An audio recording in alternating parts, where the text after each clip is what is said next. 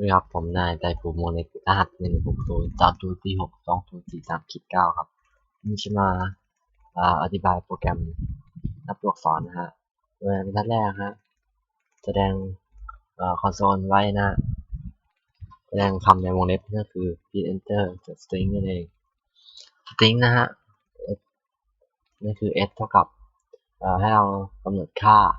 ลงไปเลยนะฮะใส่ลงไปเลยว่ามีตัวอะไรบ้างนะฮะตัวอักษรตัวเลขอะไรก็ได้นะก็ต่อมาประกาศตัวแปร a นะ int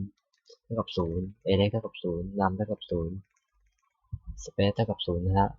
ก็ for each share c in s นะฮะโดยที่ if นั้น c ถ้า c มากกว่า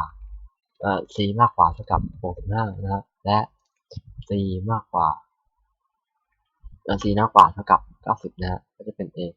ถ้าจะมาที่ a บวกl if นะฮะถ้า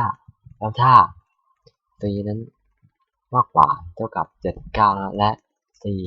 น้อยกว่าเท่ากับ122นั่นเองแล้วต่อมา a เลขบวกนะ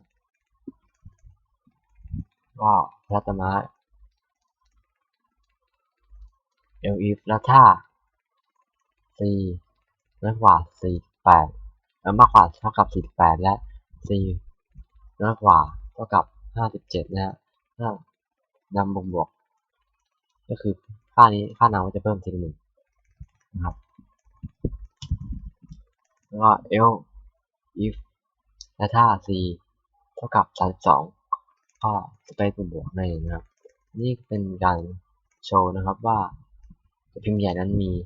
กี่ตัวนะฮะตามที่โปรแกรมมันตรวจดูแล้วที่2ตัวพิมพ์เล็กมีกี่ตัวตัวเลขมีกี่ตัวนะฮะสเปซมีกี่ตัวนะฮะโดยที่กำหนดที่พิมพ์ใหญ่นั้นเป็น a ใหญ่นะฮะแล้วก็ตัวเล็กจะเป็นให้แทนด้วย a เล็กก็นำนะฮะมันคือตัวเลขสเปซคือสเปซบาร์นี่นะก็จะมีการทดลองให้ดูว่าอย่างเช่นนี่ก็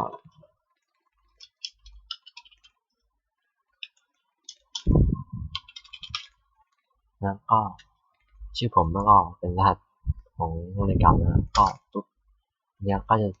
โปรแกรมก็จะแสดงออกมาว่าพิมพ์ใหญ่นั้นมี1ตัวนะฮะตัวทีใหญ่ตัวหนึ่งแล้วก็ตัวพิมพ์เล็กอีก6ตัวนะ R I P O O M นะฮะก็ตัวเลข4ตัวก็สเปซบาร์1ตัวนะฮะครับผมก็โปรแกรมก็มีเพียงเท่านี้ครับครับผมครับ